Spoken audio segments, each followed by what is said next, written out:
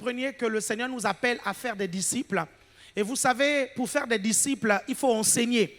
La Bible dit, enseignez-leur à observer ce que je vous ai prescrit. Et dans l'enseignement, il y a un principe pédagogique qui est le principe de la répétition. Vous ne pouvez pas être un bon leader si vous ne savez pas enseigner. Vous ne pouvez pas être un bon enseignant si vous ne savez pas répéter. I'm going to say it again. Je vais redire ça encore. OK? Vous ne pouvez pas être un bon leader si vous ne savez pas enseigner. Vous ne pourrez pas savoir enseigner si vous ne savez pas répéter. Vous êtes toujours avec moi? Est-ce que vous me comprenez? C'est important les outils que je suis en train de vous donner, même si tu n'as pas encore de GR. Ces outils sont importants lorsque on fera le déploiement, le prochain déploiement. Tu auras déjà des outils pour être un excellent responsable de GR. Est-ce que vous me comprenez? Vous savez, vous avez tout pour être des bons formateurs de disciples. Si Jésus vous a demandé de faire ça, c'est qu'il a mis en vous la capacité d'assumer cette fonction. Autant que vous êtes ici, la formation des disciples ne regarde pas seulement le pasteur. La formation des disciples ne regarde pas seulement le leader de GR. La formation des disciples concerne tout un chacun, c'est-à-dire chaque chrétien. C'est à nous tous que le Seigneur a dit d'évangéliser et former des disciples. Vous avez des parents à évangéliser. Vous avez des amis à évangéliser. Vous avez des collègues de travail à évangéliser. Vous avez même des inconnus à évangéliser. Mais vous n'allez pas vous arrêter là. Vous allez aussi les former parce que la Bible dit enseignez-leur à observer parce que la Bible dit faites de toutes les nations des disciples. La Bible ne dit pas de faire de toutes les nations des convertis. La Bible dit de faire de toutes les nations des disciples. Vous êtes toujours avec moi? Et pour ça, vous devez comprendre qu'il y a un travail à faire. Dis, il y a un travail à faire. Nous serons récompensés au ciel pour les disciples qu'on aura formés. La Bible est claire dans le livre de Daniel. À ceux qui auront enseigné la justice à plusieurs, ils brilleront comme des étoiles. Et nous vous le disons depuis plusieurs mois déjà. Nous vous disons que les plus grosses récompenses au ciel seront liées au gain des âmes et à la formation des disciples. Je prie vraiment, comme nous avons prié pendant plusieurs années, que ce ministère comprenne c'est quoi la prière et comprenne c'est quoi prier avec ferveur. On a prié pendant des années pour ça. Et aujourd'hui, beaucoup d'entre vous, vous savez prier avec ferveur. Nos églises sont remplies de personnes qui prient avec ferveur. De la même façon, nous supplions le Seigneur de mettre dans le cœur des brebis de ce ministère le feu pour l'évangélisation et pour la formation des disciples. Est-ce que vous comprenez ça? Ce feu. Et donc, je disais, pour être un bon leader, il faut savoir enseigner. Pour savoir enseigner, il y a un principe pédagogique important, c'est la répétition. Le problème de la répétition, c'est quoi? C'est que ça peut être très ennuyant pour l'enseignant. Et ça peut être aussi ennuyant pour les élèves qui grandissent plus vite, pour les brebis qui grandissent très vite. Est-ce que vous comprenez? Mais d'après la parabole du semeur, moi, je me suis dit que sur le 4/4 de personnes qui sont en face de nous, il y a toujours le 3/4. Vous comprenez, d'après la parabole du semeur, le 3/4 qui ne comprend pas la parole de Dieu correctement. D'après la parabole du semeur, il n'y a qu'une seule terre qui produit. Et les 3/4 autres ne produisent pas. Donc, qu'est-ce que je vais faire? Je vais maximiser la répétition. Je ne peux pas me fier sur le 1/4 pour dire que je ne vais pas répéter. Est-ce que vous comprenez ça? Il ne faut pas vous fier sur le 1/4, il faut se fier sur le 3/4 parce que les 3/4 sont la majorité. Vous allez remarquer que les 1/4 qui avancent très vite vont parfois venir vous dire « Oh, pasteur, j'ai besoin de nourriture solide. Oh, papa, ou bien Respo, il faut de la nourriture solide. Ici, c'est un peu trop le lait, machin, tout ça. » Prenez du temps avec vos 1/4 là. Est-ce que vous comprenez? Prenez du temps avec eux pour leur donner de la nourriture solide aussi. Parfois, vous n'allez pas leur donner de la nourriture solide en plénière. Parfois, vous leur donnez de la nourriture solide dans un McDonald's. Parfois, vous leur donnez de la nourriture solide dans des moments d'intimité. Vous allez remarquer que même Jésus, il avait toujours ce principe-là de 1/4. Il prenait toujours le 1/4 pour le mettre à côté. Pierre, Jacques et Jean. Si j'ai bien calculé, c'est le 1/4 de 12, n'est-ce pas? 3, c'est le 1/4 de 12, n'est-ce pas? Parce que 3 fois 4, 12, n'est-ce pas? Et que 12 divisé par 4, c'est 3, n'est-ce pas? Et que 12 divisé par 3, c'est 4. Ou 12 divisé... Vous arrivez à me comprendre, mes chers frères et sœurs? Est-ce que vous me suivez attentivement? Bouge ton voisin, dis, suis ce qu'il dit. Ça, c'est important ce que je vous dis. Regardez, même Dieu, lorsqu'il parle, il répète. Il répète, pas il répète, il répète. Ok? Regardez, la Bible dit, à celui qui est ferme dans ses résolutions, Dieu lui accorde la paix, virgule, la paix. Est-ce que vous avez remarqué que dans ce verset biblique-là, le mot paix se répète 2 fois? À celui qui est ferme dans ses résolutions, Dieu lui accorde la paix, virgule, la paix. Juste pour vous dire, ça se répète, vous allez lire le passage, vous allez voir 2 fois. La paix, il y a une virgule, après la paix encore. Juste pour dire que même Dieu répète lorsqu'il nous dit des choses. Regardez, même l'apôtre Paul dit, réjouissez-vous dans le Seigneur, virgule. Je le répète, réjouissez-vous. Est-ce que vous arrivez à comprendre?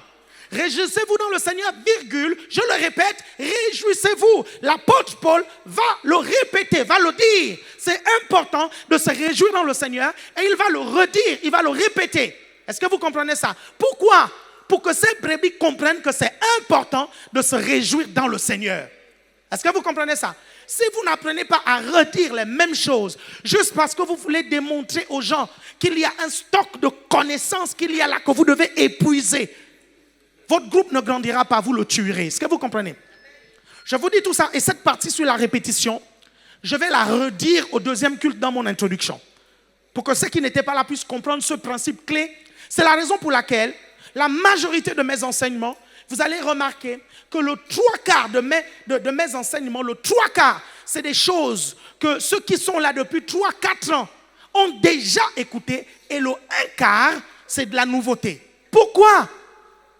Parce que ce 3/4 là, c'est de la répétition. Plus on vous répète ça, plus vous maîtrisez, plus vous comprenez. Parce que avant, parfois nous croyons que nous avons compris les choses alors qu'on n'a pas compris. Et lorsqu'on les répète, lorsqu'on les redit, à partir de ce moment-là, on les assimile mieux. Dites amen 2 fois. Vous arrivez à comprendre ça? Donc ne perdez pas patience. Par exemple, vous voyez les chantres que les chantres vous chantent là. Ils peuvent les chanter avant de venir vous les chanter. Ici, le dimanche, ils vous les chantent 1 fois. Mais dans la semaine, ils l'ont chanté peut-être 7, 8 ou 9 fois. Et donc, en fait, beaucoup de chantres sont très rapidement lassés de certains chants comparés à vous. Parce qu'ils les chantent tout le temps. Et ce que je leur dis souvent, c'est que c'est en répétant les chants que le peuple réussit à capter le chant. Et parfois, le peuple capte le chant au moment où les chantres sont déjà saoulés de le chanter. Vous suivez? Et ça peut aussi arriver avec le leader. Est-ce que vous comprenez ça? Vous avez répété avec Archimède. Vous avez répété avec Brian. Vous avez répété avec ma soeur ici, Rosemary. Vous avez répété avec mon frère ici, Eric. Vous suivez? Et il faut encore redire toutes ces vérités-là dans l'ensemble. Vous êtes déjà saoulés. Vous avez envie de dire de nouvelles choses. Est-ce que vous comprenez? Et pourtant, vous devez toujours être attentif à la croissance et à la compréhension du peuple. Ou à la compréhension du peuple et à la croissance du peuple. Est-ce que vous suivez? Ça, c'est l'une des raisons pour lesquelles beaucoup de vos brebis ne grandissent pas. Parce que vous n'apprenez pas à répéter les mêmes choses. Parce que parfois, vous n'êtes pas patient, en fait. Tout le temps, on dit les mêmes choses, Mais vous pouvez comprendre au moins. C'est quoi? Qu'est-ce qui est difficile à comprendre? Ce qui est évident pour toi n'est pas évident pour l'autre. Nous n'avons pas tous les mêmes backgrounds. Est-ce que vous comprenez ça? Certains comprennent très vite les choses, d'autres comprennent lentement. Est-ce que vous suivez? C'est pour ça qu'on doit dire et redire. Et c'est l'une des raisons pour lesquelles aussi, ceux qui comprennent lentement ne doivent pas prendre ça comme excuse. Parce qu'il y a des vidéos sur Évangile TV. Vous pouvez aller les regarder à votre rythme à la maison. Vous n'avez pas compris une phrase, vous refaites, recule en arrière et vous mettez. C'est une grosse erreur de ne pas regarder les replays des prédications. Pourquoi? Parce que la majorité d'entre vous, si on vous demande de reprêcher ces prédications, vous serez incapable. Et tant que vous êtes incapable de reprêcher une prédication, ça veut dire que vous ne l'avez pas maîtrisée. Donc ne tombez pas dans le piège du « j'ai déjà entendu ça ». Parce que le but, ce n'est pas de faire la collection des messages que vous avez entendus. Nous ne sommes pas à Hollywood. Est-ce que vous arrivez à comprendre ça? Dans le royaume de Dieu, on a le droit de spolier. C'est ça, spolier, c'est ça, spoiler. On a le droit. Est-ce que vous comprenez? Pourquoi? Parce que ça amène la répétition, la répétition, la répétition. Est-ce que vous arrivez à me comprendre, mes chers frères et sœurs? Ça, c'est une clé extrêmement importante que je vous donne et c'est la raison pour laquelle, quand je prêche, je vous dis, dans mes prédications, le 1/4 de mes prédications, c'est la révélation. Le 3/4, ce sont les choses que vous connaissez déjà. Si vous n'êtes pas capable, parce que la Bible dit, ce que tu as entendu de moi en présence de beaucoup de témoins, confie-le aux personnes fidèles et capables de le retransmettre à d'autres. C'est une chose de les entendre et de connaître cette prédication-là. Tu arrives, tu dis, je connais cette prédication, je l'ai déjà entendue. Après, il va dire ceci.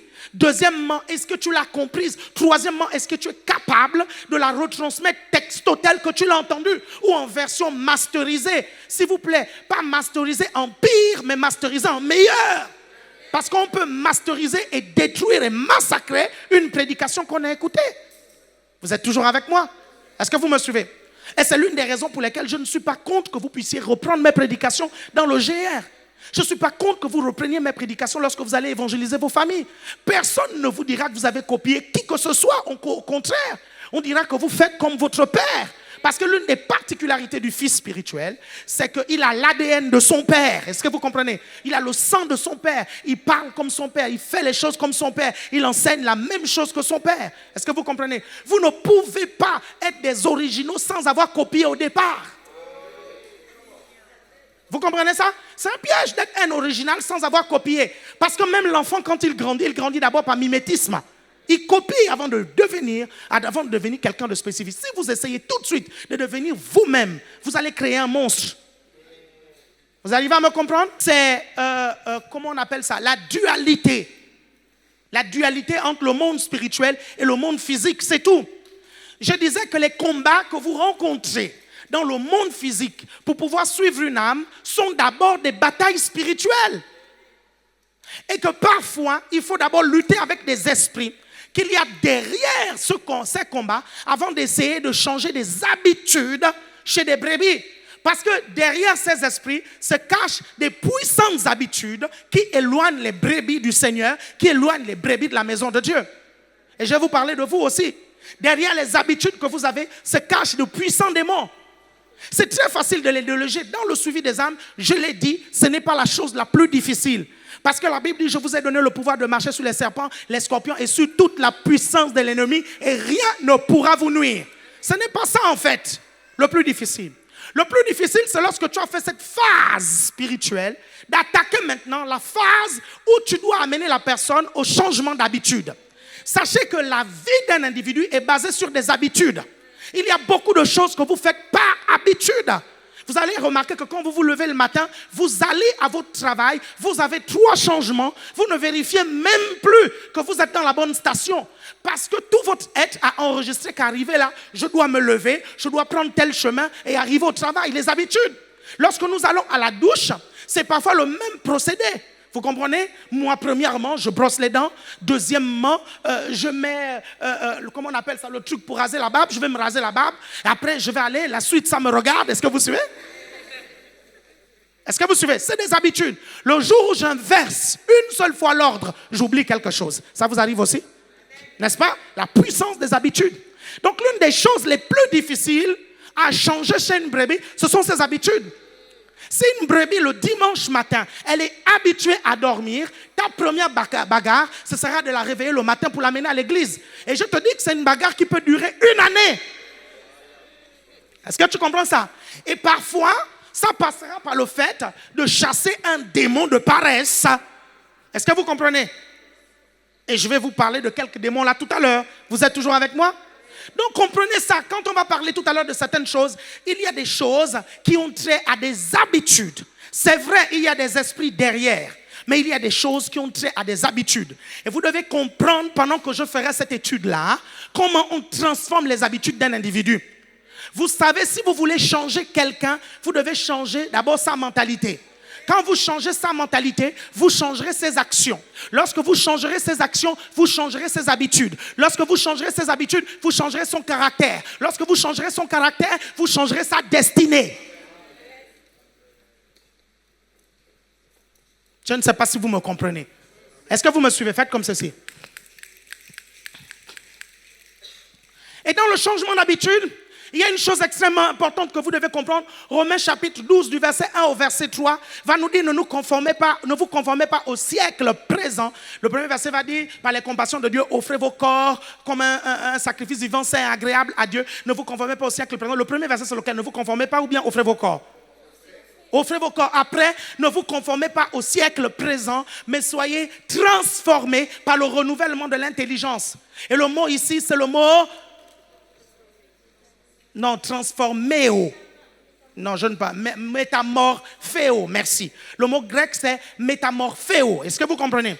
Vous devez tout simplement comprendre, quand vous faites déjà ce travail, qu'il y a une différence dans le changement des habitudes. Il y a une différence entre le changement et la transformation. Ça, c'est important. Si vous ne comprenez pas ça, vous ne pourrez pas changer les habitudes d'un individu. C'est différent. Comprenez-moi bien, une différence entre le changement et la transformation. Parce que quelqu'un peut changer ses actions par mimétisme, mais il n'y a pas une véritable transformation qui s'est faite dans sa vie. Voyez-vous, il y a des personnes, quand ils veulent obtenir quelque chose, si tu lui dis de venir tous les dimanches à l'église, parce qu'il est jusqu'au boutiste, il viendra à l'église parce qu'il a envie d'obtenir quelque chose. Cette personne-là va changer les choses, mais elle ne sera pas transformée. Lorsqu'elle obtiendra la raison pour laquelle tu l'as fait venir à l'église, elle ne viendra plus à l'église. Mais une transformation, c'est une métamorphose. Vous comprenez? C'est quitter d'un état pour aller dans un autre. Et il n'y a plus rien de l'ancien état. Vous ne pouvez pas passer par une transformation s'il n'y a pas de mort en vous-même. Il n'y a pas de métamorphose sans mort. Est-ce que vous comprenez? C'est pour ça que la Bible dit, si un grain de blé ne tombe à terre et ne meurt, il reste seul, mais s'il meurt, il porte beaucoup de fruits. Amen. Est-ce que vous comprenez? Et ça, nous allons voir ça tout à l'heure là, dans ce qu'on appelle l'esprit du monde. Vous êtes toujours là? Est-ce que vous me suivez attentivement quand je suis en train de parler? Parce que c'est des choses extrêmement importantes. Vous savez, c'est des choses que j'enseigne depuis des années. Ça fait des années que je forme des disciples. Ça fait des années. Et si vous n'écoutez pas ça et vous ne comprenez pas ça, vous n'appliquez pas ça, vous allez rétrograder plus tard. Ce n'est qu'une question de temps. Est-ce que vous comprenez ça? Si vous voulez vous attacher au Seigneur, vous voulez aller loin avec Dieu, quand vous entendez une vérité biblique, pratiquez-la. Nous avons parlé du premier esprit rapidement, l'esprit de la sorcellerie. Je vous ai expliqué des choses. Le deuxième esprit, c'était quoi? L'esprit du mensonge. Non, l'esprit de perversité. Ok, cet esprit qui déforme les propos, ok, qui les tord. Le troisième esprit, c'était l'esprit de mensonge ou l'esprit de séduction. Dans 1 Roi chapitre 22 du verset 22, il y a une histoire extrêmement importante que vous devez comprendre. En fait, la Bible nous parle d'un esprit de mensonge qui va venir séduire des prophètes. Vous êtes toujours là? Ok, on a parlé du premier aspect du mensonge. Le premier aspect. On a parlé de ça. Ça, c'est le basique. Et là, maintenant, on va parler de la deuxième partie, l'une des parties les plus délicates. La séduction spirituelle. Un des pièges. Et la séduction spirituelle, là, c'est quoi? Voici des prophètes qui se présentent devant Dieu. J'essaie de paraphraser l'histoire un tout petit peu. Et il y a un démon qui se présente devant Dieu. Le démon dit, je rentrerai dans la bouche de prophète et je me transformerai en esprit de mensonge pour séduire Akab. Vous êtes toujours là? Comment est-ce qu'un esprit de mensonge va se retrouver dans la bouche des prophètes? Ils vont parler comme si c'était Dieu alors que ce n'était pas Dieu. Et c'est ça la particularité de l'esprit de séduction. Est-ce que vous suivez? C'est que parfois on a l'impression que c'est Dieu, alors que ce n'est pas Dieu. Il y a une chose que vous devez comprendre avec le nouveau converti, c'est que parce qu'il vient de se convertir, toute chose où il y a le mot Dieu à l'intérieur, il s'y intéresse. Il croise quelqu'un dans le métro, il suffit juste que la personne mette le nom de Dieu, c'est fini. Il s'accroche à la personne et il va commencer à discuter avec la personne comme si la personne c'était un frère. C'est pas mauvais, c'est pas dans l'intention de nuire. Mais le problème, c'est qu'il est bébé spirituel. Est-ce que vous suivez? Vous arrivez à me comprendre? Maintenant, c'est quoi la particularité de l'esprit de séduction, l'esprit de mensonge? C'est quoi la particularité? La particularité, c'est que cet esprit va vous parler comme si c'était Dieu, alors que ce n'est pas Dieu. Cet esprit sait que vous vous intéressez aux choses de Dieu désormais. Ce démon sait que vous n'avez plus qu'un seul désir, c'est faire plaisir au Seigneur. Et donc, qu'est-ce qu'il va faire? Il va se transformer en ange de lumière. Et comment vous pouvez être protégé de cet esprit? C'est non seulement la parole de Dieu, mais vos leaders. Est-ce que vous comprenez? Vos leaders. Si vous n'avez pas des bons leaders, vous savez, je vous ai toujours dit, il y a pasteur et pasteur. Il y a leadership et leadership. Vous devez comprendre qu'il y a deux types de leadership. Il y a un leadership faible et un leadership fort. Certains d'entre vous, vous avez l'impression qu'on exerce un peu de pression sur vous pour que vous marchiez dans les voies du Seigneur. C'est tout simplement parce qu'on exerce un leadership fort sur vous. On ne peut pas se permettre d'exercer un leadership faible sur vous. On a vu trop de personnes prendre des mauvaises directions et mal finir dans la maison de Dieu. On a vu des personnes bien commencer et terminer dans le monde. J'ai vu même des personnes prophétiser et terminer sorciers. Vous comprenez? Avec leur cabane où ils font des consultations, les gens viennent les consulter et les payent. Est-ce que vous comprenez ça? J'ai trop vu ça dans ma vie chrétienne pour me permettre d'être faible dans mon leadership. Parce que quand la Bible dit dans le psaume 23, l'Éternel est mon berger, je ne manquerai de rien, il parle quand même de la houlette ou le bâton, qui est rassurant. Un leadership fort est rassurant. Et un leadership fort doit avoir la houlette et le bâton. C'est lui qui te dit que ton pasteur te manipule, te lave le cerveau, parce qu'il a un leadership fort, c'est lui le mercenaire. J'ai un leadership fort. Pourquoi? Parce que je m'inquiète pour vous. Je veux que vous puissiez réussir votre vie. Maintenant, si vous choisissez de prendre un chemin, je ne vais pas vous forcer. Je vais vous dire ce que je pense. Je vais vous dire ce que ça va vous amener. Et je vous assure qu'il y a 95% de chances, je ne rate jamais. Pourquoi? Parce qu'il y a des choses que je dis par expérience. J'ai trop vu ça. J'ai 28 ans, 29 ans de vie chrétienne. J'ai vu des gens naître. C'est lui qui m'a amené pour la première fois dans le groupe de jeunes dans lequel j'étais. J'étais dans la chorale de mon père, comme vous connaissez. Et il y a un jeune garçon, il s'appelait Serge. Il s'appelait Serge et nous étions tous à l'école du dimanche. Si vous rencontrez mon responsable de l'école du dimanche aujourd'hui, il vous dira que de toutes les personnes que j'ai enseignées à l'école du dimanche, je n'aurais pas misé que celui qui deviendrait un homme de Dieu, c'est Alain Patrick. Pourquoi? Parce que j'étais toujours dans mon coin. Et même quand on me demandait de prier, je faisais des prières stupides. Je vous parle d'avant 12 ans quand je rencontre le Seigneur. Vous suivez, à l'école du dimanche. J'ai grandi dans une famille chrétienne. J'ai fait toutes mes classes bibliques. Est-ce que vous suivez? Je faisais des prières stupides du genre « Seigneur, empêche le diable de me tenter ». Est-ce que vous suivez? Ça, c'est une prière stupide. Parce que Dieu ne peut pas empêcher le diable de te tenter. Vous comprenez ça? Et là, dans notre groupe, l'école du dimanche, il y avait un jeune. Il était très zélé. Pour vous dire à quel point il était zélé, notre temple pouvait contenir 2500 personnes. Et très souvent, pendant la louange, il y avait un petit temps de prière où le leader demandait à quelques personnes d'élever la voix. Est-ce que vous suivez? C'est là où pour la première fois j'ai entendu Naok Bofi, Naok Bofi. Il y avait un béninois portier à l'église. À chaque fois qu'on disait que 2 ou 3 personnes élèvent la voix, lui il prenait la parole. Il dit Naok Bofi. C'est ici en France que le pasteur Tina m'a dit Naok Bofi veut dire le Seigneur est ici. Est-ce que vous comprenez? Et ce jeune garçon, pour vous dire, devant 2500 personnes, il a peut-être 8 ou 9 ans. On dit que 2 ou 3 personnes élèvent la voix. Il élevait la voix devant tout le monde. 2500 personnes. Il élève la voix, il te fait une prière cohérente. Et tous les papas qui sont là, Amen, Amen, oh Amen, Amen. Vous comprenez? Parfois, ton petit truc à l'intérieur te disait, toi aussi tu peux faire ça. Mais ta chair te disait non, il ne faut pas te prendre la honte devant 2500 personnes. Vous comprenez? Et donc, quand j'ai eu l'âge de 12 ans et demi, 13 ans, je devais passer en 6e. Et on s'est vu à l'église. Il m'a dit, mais tu es déjà grand. Tu ne dois plus rester à l'école du dimanche. Je vais t'amener au groupe de jeunes de l'église. Tu vas voir, c'est bien. Et là, il m'amène au groupe de jeunes de l'église. Et pour la première fois, j'expérimente la présence de Dieu comme jamais auparavant. C'est la première fois que je suis à l'église et je n'ai pas envie de quitter l'endroit. Est-ce que vous comprenez? Généralement, quand j'étais à l'église, nos parents étaient à l'église, nous on sortait, on allait jouer avec des païens et puis on faisait les matchs. Vous comprenez, les païens contre les chrétiens, on se faisait tout le temps bastonner par les païens, vous comprenez? Et à la fin, quand on entendait la prière finale, on rentrait rapidement. Je vous parle de ma vie entre l'âge de 3 ans et 12 ans et demi. Donc j'arrive, ce jeune garçon était zélé. On l'appelait dans son quartier le pasteur. On l'appelait dans, comment on appelle ça, dans même son école le pasteur. Et on se disait, ce gars, il va être un pasteur parce qu'il aimait Dieu. Il aimait vraiment le Seigneur. Vous comprenez ça? Le problème, c'est qu'il était dans le groupe de jeunes. Moi, j'ai écouté les leaders. Lui, il n'a pas écouté les leaders. Et parce qu'il n'a pas écouté les leaders, aujourd'hui, au moment où je vous parle, certains disent on le rencontre dehors, il a les cheveux comme un fou même. Quand tu le vois, tu as l'impression que c'est un fou. Moi, je n'ai jamais vu. Ça, c'est ce que les amis disent. Quand je demande après lui, on dit, ah, moi, je l'ai croisé, il était comme un fou, il ne va même pas dans une église. Est-ce que vous comprenez ça? Comprenez que dans la vie chrétienne, le plus important, ce n'est pas le commencement. Le plus important, c'est la fin. Ce n'est pas une course de vitesse. Vous comprenez ça? C'est une course d'endurance. Et pour ça, si vous ne vous accrochez pas à certaines choses qui vont vous aider, et on vous le dit souvent assez, qu'est-ce qui va vous aider? La vie de votre pasteur. Qu'est-ce qui va vous aider? La vie de vos leaders, les vrais leaders, pas ceux qui viennent à l'église pour détourner les brebis de la vision du pasteur. Pas ceux-là, les vrais leaders. Vous arrivez à comprendre? Ça va vous aider à aller loin avec Dieu. Est-ce que vous suivez ça?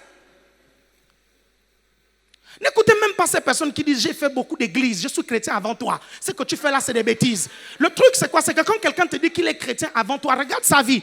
Tu lui dis, my God, tu devrais avoir honte parce que tu devais être loin déjà. Tu devais être un exemple dans la résurrection des morts. Tu devais être un exemple dans les miracles. Tu devais être un exemple même dans la grandeur du GR que tu as. Tu es à l'église, tu ne fais rien à l'église. Et tu veux que je te prenne pour exemple? Et il y avait plein de gens comme ça là dans mon église. Plein de gens comme ça. Et j'ai compris qu'il fallait s'accrocher à la parole de Dieu, mais qu'il y avait aussi des garde-fous, les leaders. Il fallait les écouter. Le jour où je me suis détourné un seul instant, c'est-à-dire j'ai décidé de ne plus écouter les leaders, je me suis mordu les doigts et j'ai perdu 2 années. Quand je suis revenu, j'ai demandé pardon à tous les leaders. Ils étaient près de 20. Je suis allé tous leur demander pardon individuellement. Vous êtes toujours avec moi? L'esprit de séduction spirituelle va vous dire, c'est le type d'esprit qui va séduire les nouveaux convertis qui ont été dans une sorte de spiritualité avant. C'est-à-dire que c'était comme des bouddhistes avant, ils avaient une certaine quête de la spiritualité. Maintenant, quand ils ont rencontré Dieu, ils savent que c'est la vérité, mais le problème c'est quoi? C'est que ces esprits-là les guettent encore. Vous suivez ça? Il y avait un garçon comme ça là à l'église de Rennes. Il était dans le bouddhisme, le yoga et toutes ces choses-là. Et quand on parlait avec lui, il y avait plein de mélanges. Plein de mélanges. Il disait, moi quand je prie, on lui demandait, toi quand tu pries, tu fais comment? Il dit, moi quand je prie, je me mets en position lotus. En position lotus. Non, la Bible ne connaît pas de position lotus pour prier. Soit tu pries debout, soit tu pries assis, soit tu pries couché, soit tu pries à genoux. La Bible ne connaît pas de position lotus. Et il dit, je me mets en position lotus et je commence à implorer mon Père Céleste à bas. Et la lumière de mon Père Céleste à bas entre. Vous suivez ça? Et on lui a dit, frère, tu es dans la confusion. C'est important que tu t'asseyes, que tu comprennes d'abord le vocabulaire de la Bible. Position lotus, ça n'existe pas. Ce sont ces personnes-là, quand vous ne dealez pas avec ces esprits-là, parfois ces personnes viennent charger plein de démons. Et vous devez parfois leur faire des délivrances parce qu'ils étaient dans des sciences occultes. Quand ils ont le cœur enseignable, quand on peut les enseigner, vous pourrez en faire des puissants hommes de Dieu. Mais quand dès le départ, ils ne sont pas enseignables, le premier travail que vous avez à faire, c'est les rendre enseignables. C'est tout. N'enseignez pas autre chose. Expliquez-leur, vous comprenez, l'importance d'écouter.